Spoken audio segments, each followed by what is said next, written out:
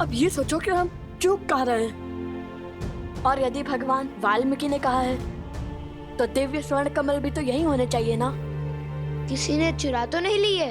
अरे कुश, स्वर्ण कमल कोई कैसे चुरा सकता है? उनके रक्षक तो स्वयं यक्षराज कुबेर हैं, कुबेर।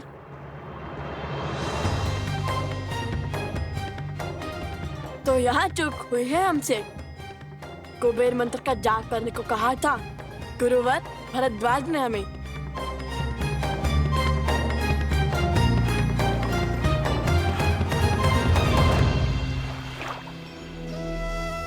ओम श्रीं ह्रीं क्लीं श्रीं क्लीं विद्येश्वराय नमः।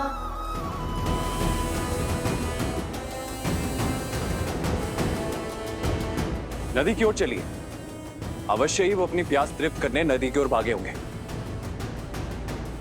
ओम श्रीं ह्रीं क्लीं श्रीं विद्येश्वराय नमः। ओम श्रीं ह्रीं क्लीं विद्येश्वराय नमः। ओम श्रीं ह्रीं क्लीं श्रीं क्लीं विद्येश्वराय नमः। ओम श्रीं ह्रीं क्लीं श्रीं क्लीं विद्येश्वराय नमः। ओम श्रीं ह्रीं क्लीं श्रीं क्लीं विद्येश्वराय नमः। हे तमसा माता, सहायता कीजिए हमारी। हमारी माता भी आप ही की भांति हैं, प्रकृति का अंग। आप जल देवी हैं और हमारी माता वन देवी हैं। बचाइए हमें तमसा माता। विद्येश्वराय नमः। ओम श्रीं ह्रीं क्लीं श्रीं क्लीं विद्येश्वराय नमः। आपके पुत्रों को हमारा आशीर्वाद प्राप्त करने के लिए नदी में स्वयं स्नान करना होगा और आपकी संतानों की सुरक्षा हमारा दायित्व है।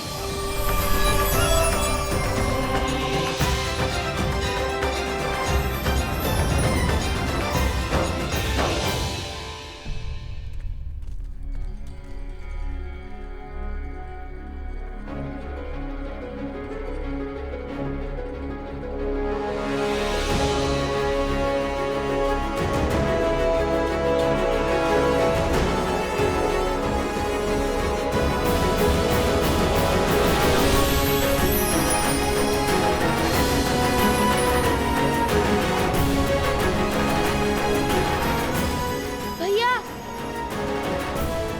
देखिए,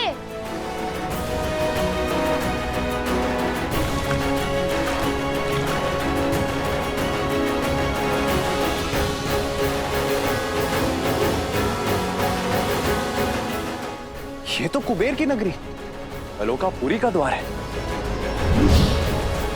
यक्षराज कुबेर, उन ऋषि कुमारों ने अयोध्यापति महाराज श्री राम के अश्वमेध यज्ञ के अश्व को रोकने का दुस्साहस किया है। अयोध्या नरेश श्री राम के नाम पर मैं आपसे निवेदन करता हूं कि ये द्वार खोल दीजिए।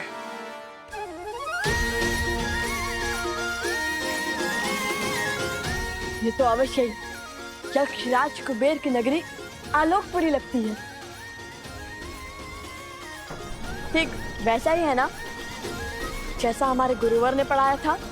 भैया महल का द्वार खुल चुका है, चलो भीतर चलते हैं। यदि कोई मिला तो उनसे स्वर्ण कमल का पता पूछ लेंगे।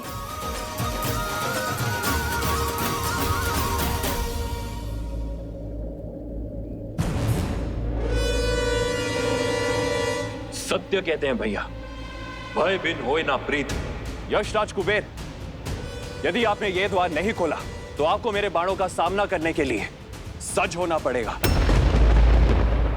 और स्मरण रहे, इक्ष्वाकु वंशजों के बाण कभी भी खाली नहीं गए हैं।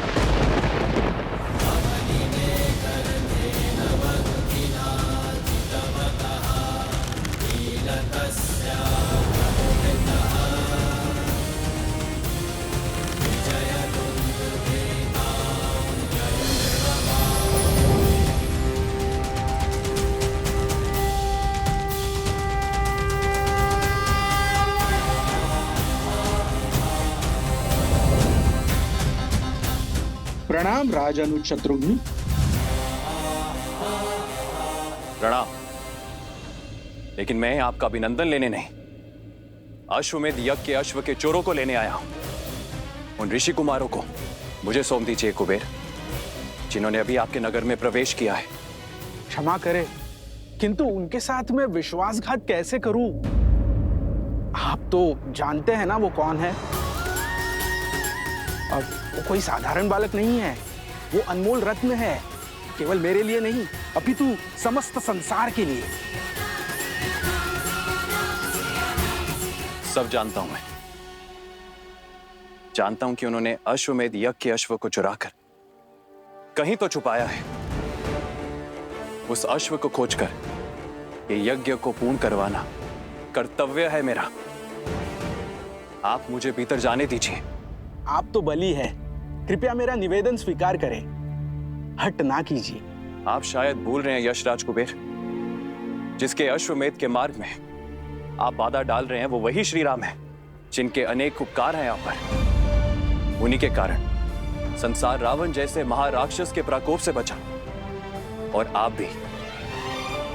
उन्हीं के कारण आपको आपका पुष्पक विमान पुनः प्राप्त हुआ। उस उपकार का, उस ऋण का ये मूल्य चुकाएंगे आप? अश्वमेध यज्ञ के अश्व के चोरों को बचाकर?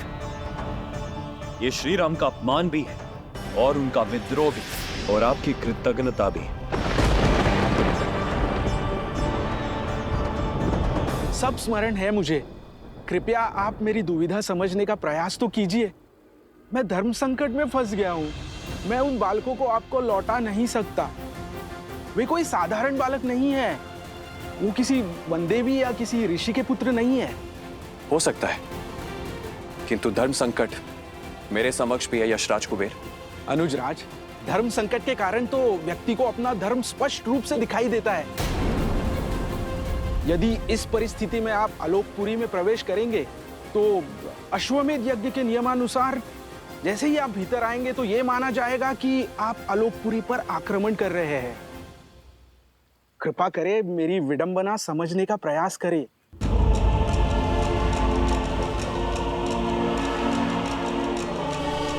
ठीक है, खेलिए दाव, पर भूलिएगा मत, चोर का सहायक भी चोर ही होता है कुबेर। वो बालक अधिक समय तक आपके संरक्षण में नहीं रहने वाले हैं। शीघ्र ही उन बालकों को महाराज श्री राम का सामना करना होगा। उस क्षण की प्रतीक्षा तो समस्त संसार को है।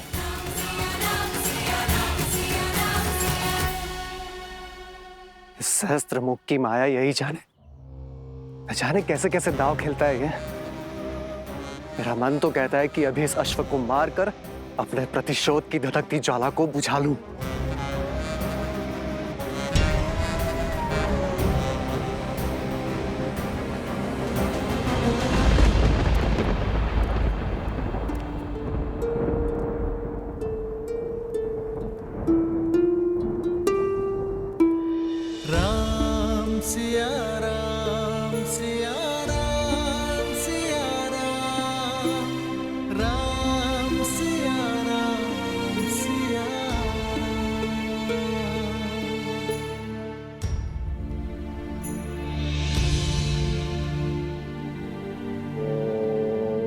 ब्रह्मदेवाय नमः। ओम ब्रह्मदेवाय नमः। हे ब्रह्मदेव, आप तो संसार के निर्माता हैं, जीवन दाता है। इस धरा पर हो रहे हर यज्ञ के कर्ता धर्ता है। मेरी आपसे विनती है ब्रह्मदेव, इस विकट परिस्थिति में मेरी सहायता कीजिए। ये राम सीता के सिवाय और किसी का नहीं हो सकता। ना मैं पुनर्विवाह कर सकता हूं और ना ही ये राज्य छोड़ सकता हूं। अश्वमेध यज्ञ की सफलता धर्म की रक्षा के लिए अति आवश्यक है। जो मूरत मेरी सीता की सूरत है, जो इस यज्ञ के लिए मंत्र नहीं पढ़ पाई, यदि देवता उससे रुष्ट है तो यह यज्ञ असफल हो जाएगा ब्रह्मदेव। धर्म हार जाएगा। मेरी सहायता कीजिए ब्रह्मदेव।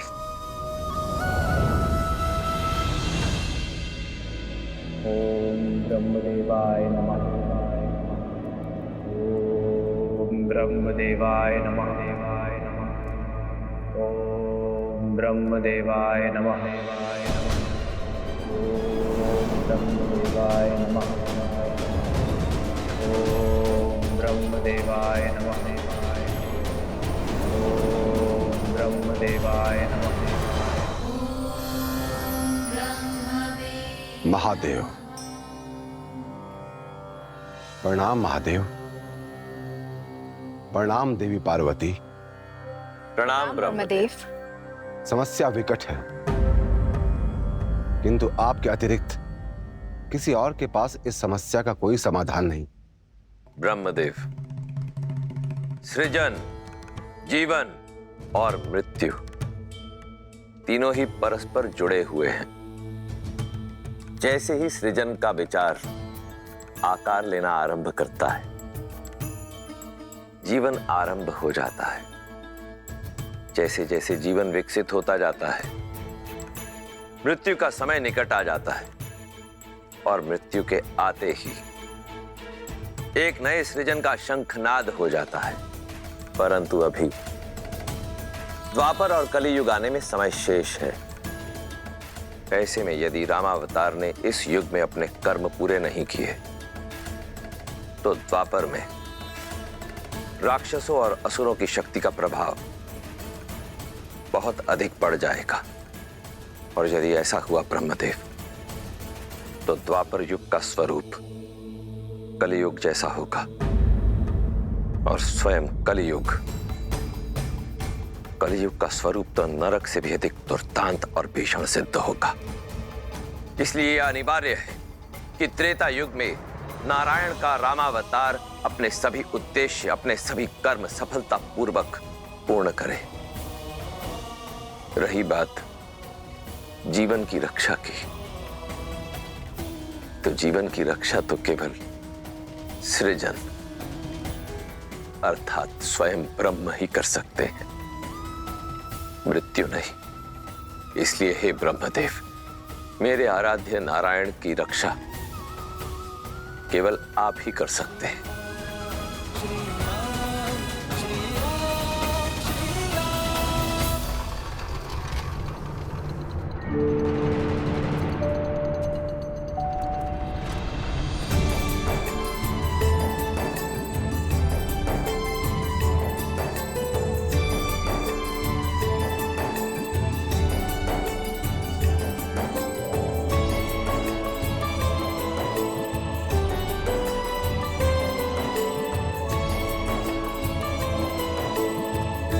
स्वर्ण से बना है।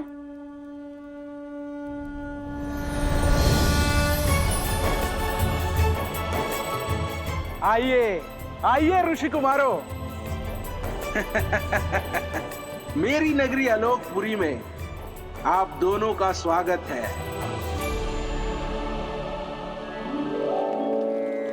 कहिए, किस प्रयोजन से आना हुआ? प्रणाम कुबेर देव। घर से तो माता सीता को खोजने का प्रण लेकर निकले थे, किंतु भगवान वाल्मीकि के आदेश अनुसार पहले हमें हमारी माता वन देवी के लिए स्वर्ण कमल लेने जाना है। असंभव को संभव करने की शर्त रखी है भगवान वाल्मीकि ने आपके समक्ष। देखिए, हमें स्वर्ण कमल दे दीजिए। क्षमा करें, वो संभव नहीं है। मेरी बात मानिए कुमारों, आप आश्रम लौट जाइए और अपना जीवन तपस्या में लगाइए। कदाचित उचित समय आने पर आपको वो स्वर्ण कमल मिल जाएगा। सुनिए, त्रिकालदर्शी है भगवान वाल्मीकि। यदि उन्होंने हमें स्वर्ण कमल लाने के लिए कहा है तो वो हमारे माता सीता तक विनती कर रहे हैं, दे दीजिए स्वर्ण कमल, अन्यथा बल से छीन लेंगे।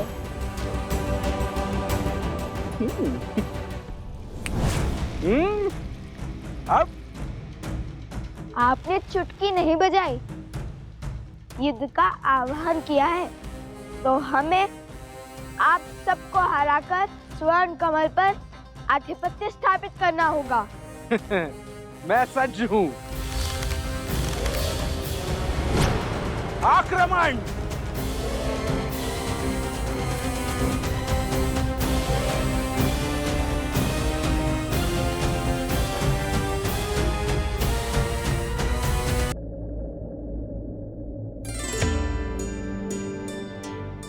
यज्ञ का अश्व लव और कुश ने पा लिया है।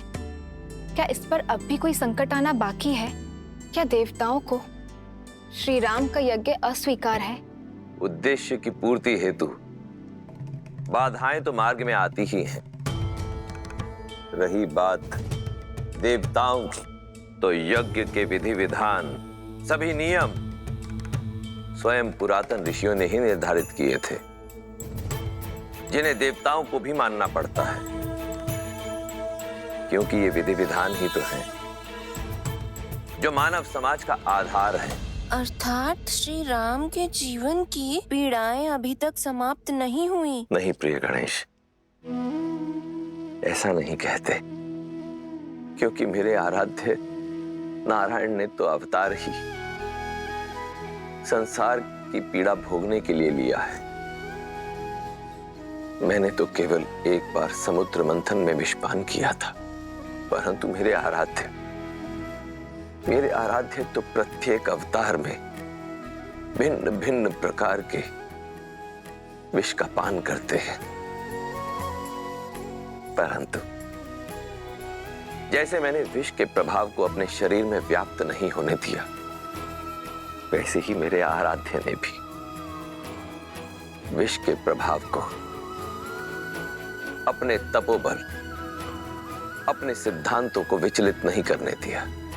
केवल एक भिन्नता है महादेव, आपके कंठ में विष रोकने के लिए मैंने अपनी शक्ति का प्रयोग किया था, किंतु यहाँ राघव और सीता के पास तो साथ का भी सुख नहीं है।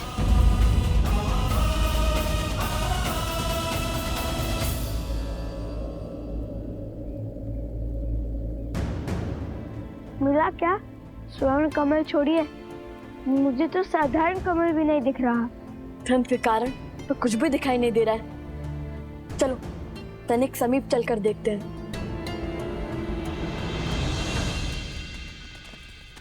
देखो पदचिन्ह।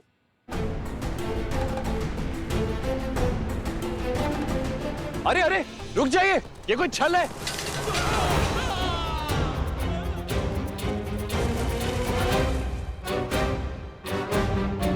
हमें अपने सैनिकों को बचाना होगा।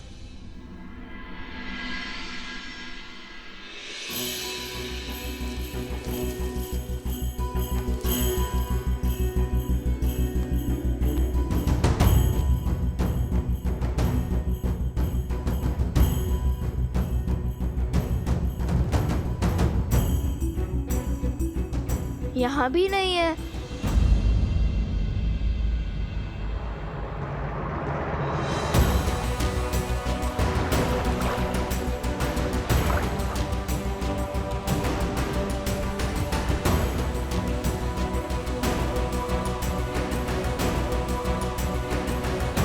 भैया मिल गया, कमल मिल गया भैया। श्री रामचंद्र कृपालु भज मन हरण भव भय दारुणम नव कंज लोचन कंज मुख कर कंज पद कंजारुणम।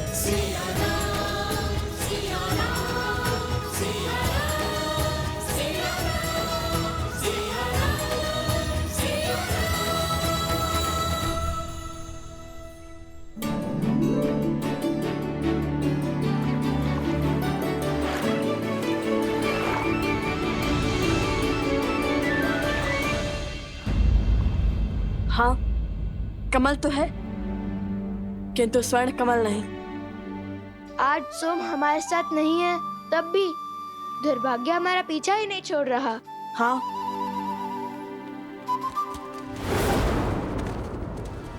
लगता है वो लोग समीप आ रहे हैं। ना जाने कहाँ होगा ये स्वर्ण कमल। सावधानी से आगे बढ़ो, अवश्य आगे भी कोई छल हो सकता है।